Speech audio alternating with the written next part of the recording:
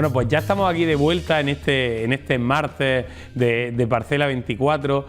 Ahora vamos a hablar sobre un tema que incumbe a todo, absolutamente todo el sector, incluso al consumidor final, a los que nos están viendo a través de sus pantallas. Hoy vamos a hablar sobre post cosecha. Para eso se ha incorporado también a la mesa, ya acompañándonos también a Joaquín Poz y a Pepe Martínez Portero, Jacinto Castillo. Muy buenas noches, Jacinto. Buenas noches, ¿qué tal? Voy a empezar por ti. ¿Qué importancia tiene la post cosecha para el consumidor final y para todo el sector? Para toda la cadena. La post cosecha es donde al final se juega el partido final, ¿no? Si consideramos una liguilla, sacar adelante productos y que alcanzaran la máxima satisfacción del consumidor, yo creo que ahí se juega el partido final, la final de esa competición contra el tiempo, contra los elementos que pueden dañar el producto, pero también hay una cuestión que yo creo que es muy importante, y es que al margen de la competencia, al margen de las exigencias cada vez mayores, podemos plantearnos que vamos a tener que invadir mercados cada vez más lejanos. Entonces también hay un aspecto dentro de la post cosecha muy importante, que es preparar productos para ir más lejos, para públicos amplísimos que quizás sean una solución a medio plazo importantísima para el sector hortofrutícola. No, dominamos el mercado europeo, vale, bien, pero hay más mercados, hay más sitios donde llegar con productos, y ahí la post cosecha también tiene una labor importante, ¿no? Vamos a seguir por aquí, por Pepe Martínez Portero. Pepe, hemos estado hablando antes sobre la comercialización. ¿Qué importancia tiene la vida post cosecha un fruto para un cliente final, como es un supermercado? Hombre, eso es el todo, esa es la... Si tú un producto con el valor añadido que le hacemos aquí, que es importantísimo, donde lleva una mano de obra, un forfait de una caja, de unos palés, de unos esquineros, si luego el producto no llega a mercado en buen estado, pues no tiras el producto, tiras todo ese valor añadido que es tremendo lo que lleva el transporte. Entonces un producto que tenga una buena post cosecha, porque el producto de por sí ya la tenga, porque sea de genes que lo aguante, o porque tú le hagas un tratamiento, un embalaje idóneo para post cosecha, si no tiene post cosecha un producto, mejor no sembrarlo. Mejor no sembrarlo. Vamos a seguir por Joaquín. Joaquín, una pregunta. Hemos estado viendo antes ya poco a poco, nos ha estado hablando sobre temas de post cosecha, y al final sobre el número de grados BRIF fuera hemos oído hablar. ¿Por dónde van las innovaciones en este sector? Pues bueno, si me permite, dentro de la post cosecha yo diferenciaría el que se está trabajando tanto en mejora de la vida útil post cosecha, que es lo que decía Pepe, que el producto llegue en buenas condiciones y que luego en el lineal se mantenga en buenas condiciones durante más tiempo, es primordial para todo el mundo, menos mermas para la comercializadora y más tiempo de venta para el supermercado. Pero también tenemos que estar trabajando en el manipulado post cosecha, es decir, todo aquello que se le hace antes, para que ya no solamente sea por la vida útil per se del producto, sino que nosotros la estemos manejando correctamente y que le demos un tratamiento que aguante, sí, más tiempo, pero en las mejores condiciones.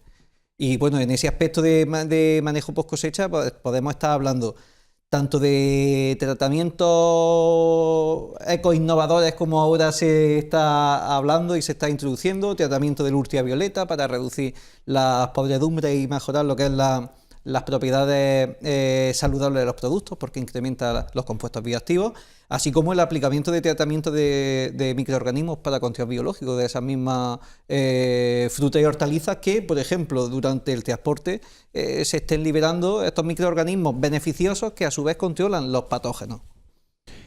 Pepe, ¿qué vida media un producto está pidiendo un cliente como un supermercado? ¿Cuánto tiene más o menos que durar un producto de vida media? Depende a qué supermercado vaya. Si estamos hablando de Francia, pues necesita una vida útil. Estamos hablando de Polonia, necesita otra porque tiene más transporte. Dependiendo los días de transporte que tenga, él necesita para el mercado nacional, igual con 4 días tiene bastante un producto. Y para el mercado de Alemania, de Polonia, de Suecia, de Suiza, pues igual necesita de vida útil 8 o 9 días. De vida útil buena. que luego se va a la casa del consumidor y no se lo llega y se lo come. Le tiene que estar ahí en el frigo otros 2 días o no sé, pero bueno, como mínimo un producto tiene que tener 10, 12 días de vida útil desde que se corta de la planta hasta que el consumidor lo come. Hay que darle mínimo 10 días. 10 días desde que... Pues la verdad es que yo creo que está el futuro entonces nos estamos jugando todas las habichuelas ahí en la post cosecha al final, ¿no? En buena medida sí, y además yo no sé si esto es pues tentar la soga en el árbol, o sea, en la casa del ahorcado, ¿no? Pero hay también una expectativa que yo creo que las empresas de la industria auxiliar, que están muy implicadas en desarrollar temas tanto de manipulado de post cosecha, como contaba Joaquín, como también en todo lo que tiene que ver con el packaging. Es decir, hay un problema ahí en el horizonte, que es la supresión o la disminución del plástico, que puede ocasionar problemas para un producto como el nuestro, ¿eh? Yo no sé si las empresas del sector están inquietas con ese problema. Inquieta es poco, Jacinto. Yo voy a hablar en plan coloquial. Estamos acojonados. Yo no quería ser tan... Sí, tan pero explícito. es la verdad. El plástico se están sacando en redes sociales que son brutales cuando quieren hacer algo, y se están sacando con el tema del plástico. Ya está la psicosis, la percepción de que es malo. Y bueno, es malo si se hace un mal uso de él. Si se hace un buen reciclaje, el plástico yo creo que es genial, porque para conservar los productos es lo mejor que es, porque es ver lo que va dentro, pero claro, hay que hacer un buen uso luego de ese reciclado. Claro. Pero es que si no hacemos un buen uso del reciclado, ni del plástico, ni de los restos vegetales, ni de nada, todo sería malo. Yo tengo y puedo presumir de que todos los restos vegetales de mis agricultores están reciclados y vuelven otra vez vía fertilizantes a los invernaderos. Pues con el plástico hay que hacer lo mismo. Tenemos que trabajar, tenemos que remangarnos y tenemos que reciclar eso, y seguramente que reciclando los plásticos pues puede dar utilidad en algún esquinero, en flejes, en envases, yo qué sé. Seguro que tiene que haber 1000 cosas pero hay que pensar en reciclar. No hay futuro sin reciclaje. Lo tengo Y tampoco sin clarísimo. plástico. Y tampoco sin plástico hay futuro. Vamos a ver, para nosotros el plástico del techo de la cubierta no es un plástico... Yo no me refiero a ese plástico, me refiero a los polímeros, a los que se utilizan en los blister, en todos los sistemas de envases, ¿no? Pero escúchame que que te diga, seguramente estoy totalmente convencido que hay más plástico en otros sectores que en el agrícola. Y no se le está teniendo en cuenta. No, yo esto lo he planteado, yo estoy contigo en tu reflexión.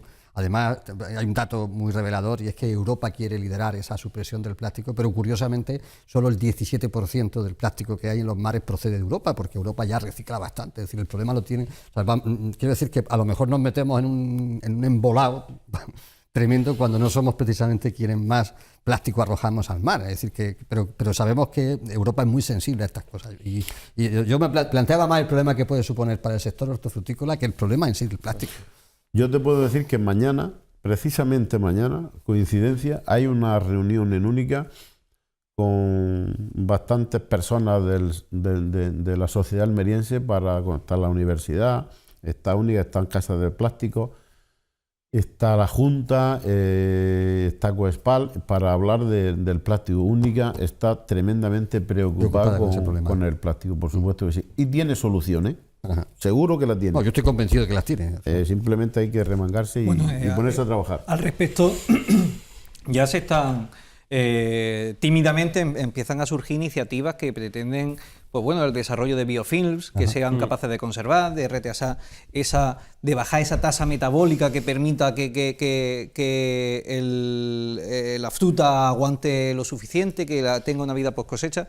Aunque sí que es verdad que ni esa va a ser la solución, ni criminalizar el plástico en su totalidad tampoco va a ser la solución. Bueno, sí hay campañas por parte de supermercados o de grupos que se han ido al supermercado, han cogido todo el plástico, todas las cajas, han ido con bolsas suyas en casa y las han metido.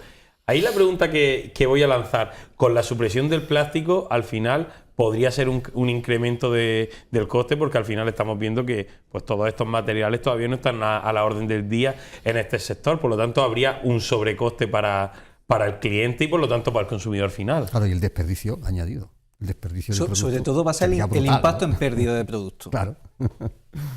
El porcentaje sería tremendo, ¿no? En todo el proceso. Si tuviéramos que envasar en cartón o en papel o en... Sí, pero bueno, yo entiendo la pregunta que ha hecho, es que si utilizamos otros materiales Claro. que no sea el plástico, también es más caro. también es más caro que Sí, lo sí, hay. sin duda. Que hay un plástico que es de maíz, que es un plástico como otro, que si no lo tocas en el sonido sí se nota, pero si no lo ves, eso es muchísimo más caro. Pero claro, no sé si es peor el que sea más caro o el tirar el producto en destino. Como he dicho antes, ya no tira el producto, tira el producto y tira todo el valor añadido que le hemos metido a ese producto. Claro. Entonces sería menos malo ese plástico más caro que El deterioro, la mandarlo pérdida de producto. sin nada. Claro. No, porque es que al final, efectivamente, ¿tendría una menor vida útil, Joaquín, ese producto? A día de hoy, la mayoría de productos, la vida útil post cosecha está modulada por la permeabilidad del plástico que se le pone. Tenemos que hablar muchas veces de las tasas de respiración, es decir, de la respiración del producto, y de atmósferas modificadas o atmósferas controladas. Muchos de esos casos, los plásticos lo que hacen es reducir esa tasa metabólica del producto vegetal y permitir que ralentice su evolución y llegue más lejos.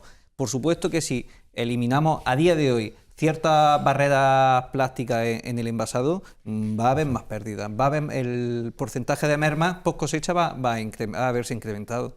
Pues con eso y sin tren, únicamente con esto, pues nos quedará, ¿qué nos queda, Pepe? ¿Qué nos quedaría entonces? El barco. El barco.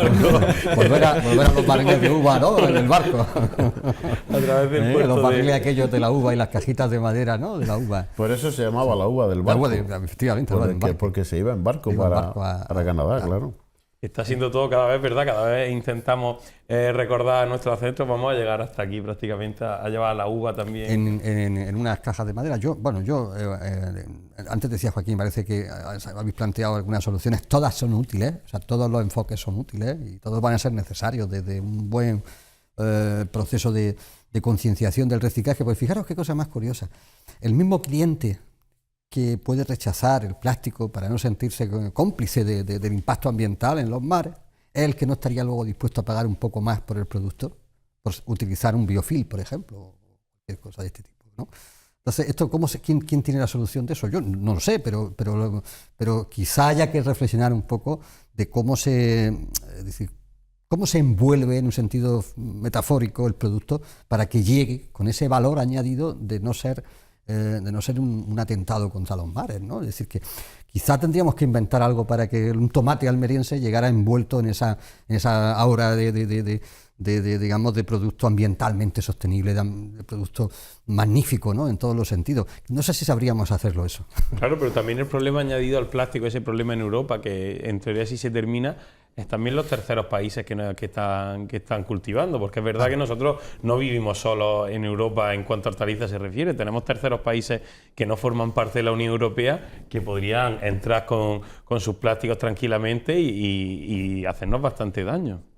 Pero hombre, yo entiendo que si un supermercado europeo no permite plástico de su Europa, de su casa, tampoco lo permitirá de los otros. Permitiría de otros países. Entiendo yo que hasta ahí me voy a tener que fiar de nuestros políticos. Hasta ahí sí. Entiendo que no lo dejarían entrar tampoco. No, sería más bien una medida de mercado finalista, con lo cual no sería posible, ¿no? Es decir, traer productos que esperamos, no sé, parece que... Bueno, pero está claro que nos surge una amenaza, pero nos surge una oportunidad. Es decir, también el que seamos capaces de empezar a trabajar, como ya ha comentado Pepe, que ya mañana mismo se reúnen para empezar a evaluar la situación y ver las opciones. Yo creo que siempre el que da primero da dos veces y esa es nuestra obligación en Almería, porque claro, por suerte no ha tocado abastecer de hortalizas a Europa y el no envasar en plástico solamente es posible cuando tú tienes una producción local, pero como en este caso, si se quiere en Alemania o si se quiere en Polonia nuestras verduras, pues hay que llevarlas, pues tenemos que buscar la opción y en este caso es una oportunidad que vayamos siempre por delante también. Mira, pues estoy contigo. Creo que es una oportunidad. Si nuestros productos no pueden llevar plástico y los de los otros países tampoco, nosotros estamos más cerca y vamos a salir ventajosos. En el fondo, cualquier exigencia es siempre positiva para el fuerte y no para el débil. Eso, aunque parezca que sean unas comparaciones que a veces son odiosas, pero es la pura verdad, ¿no? Es decir, yo antes de comenzar este debate hablábamos un poco de hasta qué punto el hecho de servir a un mercado tremendamente exigente con un paraguas normativo, yo creo que como no hay otro en el mundo, pues ha sido la suerte de Almería. Si los cultivadores de uva de la Almería de los primer tercio del siglo hubiesen tenido esas exigencias, a lo mejor no se hubiera perdido el Parral. Se perdió porque no daba. Porque las nuevas variedades pasaban de ellas, porque no había una exigencia real, ¿no? Y bueno, aquello se acabó. Pero nosotros aquí estamos atendiendo a los clientes más exigentes. Insisto, al paraguas normativo, yo creo que es mucho más importante que el que pueda haber incluso en Estados Unidos, ¿no? Y bueno, pues ahí está, en esa liga jugamos, ¿no? Y la suerte de jugar la Champions y no una liga de aficionados, ¿no? Yo creo que Almería ha tenido, al hilo con lo que dice Jacinto, es que lo hemos comentado antes en privado, hemos tenido la suerte de que hemos sido imprescindibles para Inglaterra en momentos puntuales, para Alemania, y en vez de venir, han venido y nos han enseñado a hacer cosas. Se han puesto a nuestro lado y nos han enseñado nos la exigían, ¿sabes? Al principio no la exigían, pero luego te das cuenta de no, si lo que te están es enseñando a hacer las cosas bien. Y nos han ayudado. Totalmente de acuerdo. De hecho, siempre que... Es que, a colación de lo que dice Pepe, estoy recordando ahora una empresa que de aquí, de Almería, que la cogió una multinacional, estuvo muchos años con una multinacional y se fue la multinacional y se quedaron ellos. Y dijo, lo mejor que no ha pasado, dice, porque hemos aprendido las buenas costumbres o los buenos haceres, dice, y ahora ya nos toca seguir mejorando. Sí. Totalmente de acuerdo en ese aspecto. Es verdad que poco a poco vamos mejorando. Una pregunta te iba a hacer, Pepe. ¿Te están marcando la comercializadora? Has dicho al principio que puede ser que no. ¿Qué es lo que va a pasar con el plástico? ¿Se te está diciendo algo desde Europa, cada una de las comercializadoras, o desde el Ministerio, alguna información o la situación en la que hay? Está todo el mundo preocupado. Nosotros ya he dicho antes cómo estamos. No hemos pasado lo de preocupado. Está todo el mundo preocupado, sí, pero yo creo que nadie ha dicho, venga, pum, vamos a trabajar. Nosotros vamos a empezar a trabajar mañana. Ya hemos hecho una reunión y mañana vamos a hacer otra reunión. Y con esto no quiere decir que dentro de 10 días tengamos la varita mágica, ni mucho menos. Pero en el sector se está hablando evidentemente de lo que viene, claro que sí. De hecho, nosotros en Única ya hemos empezado que no tenemos vasos de plástico, tenemos botellas de vidrio y vasos de vidrio también. Ya hemos empezado a quitar el plástico, es decir, estamos muy sensibilizados con el tema del plástico, bastante. Están los medios de comunicación jugando un papel fundamental en este tema, en esta terrible que parece que el plástico es el demonio. Estamos jugando un papel muy activo, con mucha influencia, pero yo no diría que adecuadamente orientado. Claro. Yo creo que la cuestión ambiental es un tópico, en el mejor sentido de la palabra tópico, de la información actual, es un tema recurrente, pero desgraciadamente necesita para su interpretación correcta cada hecho, cada noticia, cada reflexión, necesita un conocimiento científico que hay que admitirlo, no todo el mundo lo tiene. Y por lo tanto, muchas veces se puede orientar la postura social basándose en esas lagunas, por llamar de alguna manera, de formación, ¿no? Y insisto, pues nosotros lo hemos padecido aquí en Almería con la agricultura intensiva. La gente relaciona el invernadero con un atentado contra la naturaleza cuando probablemente es el sistema más sostenible de producción hortofrutícola, ¿no? ¿Por qué? Pues porque no hay ese conocimiento. Con el tema de los plásticos está sucediendo algo parecido. Insisto, recuerdo, es un dato que ha ofrecido la propia Unión Europea. Es decir, solo de esas islas brutales de plástico que están machacando los océanos, Europa apenas aporta una pequeñita cantidad que en relación con su población es una tasa muy baja. ¿Por qué? Pues porque somos un país, somos un territorio donde se recicla, donde hay un cierto orden en la gestión de los residuos, un cierto orden. Nos vamos a países multitudinarios, con miles de millones de personas sin ninguna regulación y que además son países muy insularizados, donde hay un tráfico marítimo increíble, diario, que produce una aportación de plástico al mar alucinante. O sea, esto no sucede en Europa de esa misma manera, ¿no? Pero entonces pero eso no quiere decir que no tengamos que asumir responsabilidades. Lo que no podemos hacer es convertirnos, es hacernos de harakiri públicamente. Es decir, esto es un disparate. Lo hemos intentado hacer en algunos temas y en el plástico sería un lamentable que nos pusiéramos, lo hiciéramos de harakiri, ¿no? Es un poco como sucede con la obsesión esta con los mercados de proximidad, como si fuera posible que un huertecito cercano a tu casa te fuese a proveer de fruta y verdura. Esto es un cuento de Caperucita sin sentido, ¿no? Pero hay gente que está muy, muy empeñada en esas cosas. Durante 30 días sí te lo puedes hacer, ¿eh? Sí. Al año, durante 30 días. Como mucho, ¿no? Claro. Yo, si me permite, sí quería decir que los periodistas, la prensa, como a la pregunta que ha hecho, está totalmente a la altura de cómo tiene que estar en la agricultura. Estáis haciendo un trabajo genial. Cuando hay que hablar de una cosa, poner un altavoz se pone, y cuando hay que silenciarlo se hace. Y yo ahí estoy totalmente convencido de que se está haciendo, la prensa almeriense está haciendo una labor con la agricultura genial. Siempre habrá garbanzos negros, pero en general genial. Muchas gracias. También me sumo también por la parte que me toca el agradecimiento. Bastante, ¿no? Más, Jacinto. Yo le iba a hacer una pregunta a Joaquín. Joaquín, con todo esto del tema del plástico, ¿podría cambiar las innovaciones en este sector de todo el trabajo que se está haciendo? Pues no que no valga para nada, sino que se tenga que dejar un poco a un lado y trabajar en otros ámbitos. A día de hoy podría cambiar, no, está cambiando la orientación. De hecho, ya surgen iniciativas que intentan buscar, por ejemplo, el desarrollo de películas comestibles que vayan directamente aplicadas sobre la fruta. Es más, que incorpore ciertas sustancias naturales que sean capaces de controlar la vida post cosecha. Pero el plástico a día de hoy creo que ni toca dejarlo, ni es el momento de dejar de trabajar en seguir innovando en aplicaciones del plástico. Se pueden hacer muchas cosas con el plástico como residuo, como dice Pepe, además de lo que pasa con el residuo vegetal. ¿El residuo vegetal es un problema? Sí, sí es un problema. ¿Hemos pensado en quitar los cultivos? No. ¿Qué es lo que estamos haciendo? Trabajando para darle solución a un problema. No vamos a crear dos problemas por quitar uno, es decir, quitar también los cultivos. Pues no. En el caso del plástico, obviamente se está trabajando en proyectos para desarrollar nuevas alternativas sostenibles, pero también el darle un adecuado reciclaje también es una alternativa sostenible y además enriquecedora tanto económicamente como ambientalmente. Luego, creo que debemos seguir trabajando en ambas vertientes. Yo estuve en México hace unos 20 años, la primera vez que estuve, y me vine sorprendido porque tenían una máquina, hacían pimiento California, y lo pasaban por agua, creo que era primero caliente y luego fría, o viceversa, no me acuerdo.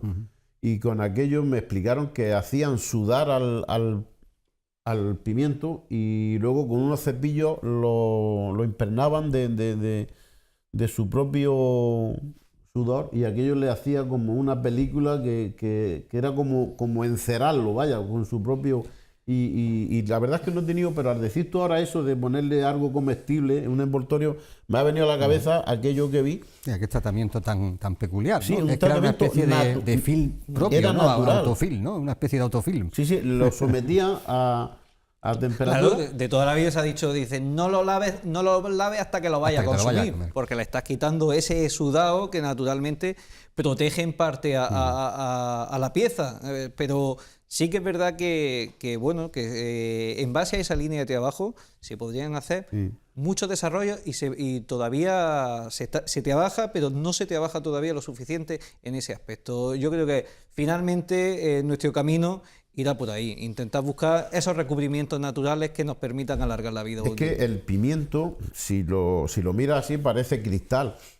Y el tomate también, pero si tú pones un tomate en boca abajo sobre un cartón, un papel de estraza, envejece mucho más por la parte que está en contacto con eso, porque el tomate tiene micro rayillas, sobre todo cuanto más gordo es el tomate, los tomates cherry tienen menos, pero el pimiento tiene por la parte de arriba unos micro cracking que no se los ve. Pero si los pones en el papel, se multiplica por ahí absorbe, claro, y lo envejece. El tomate, cuanto más gordo, es que se nota bestial. Se podía trabajar en algo de, a lo mejor con su propio sudor, darle post cosecha. Y además tendríamos los tomates más avanzados de Europa.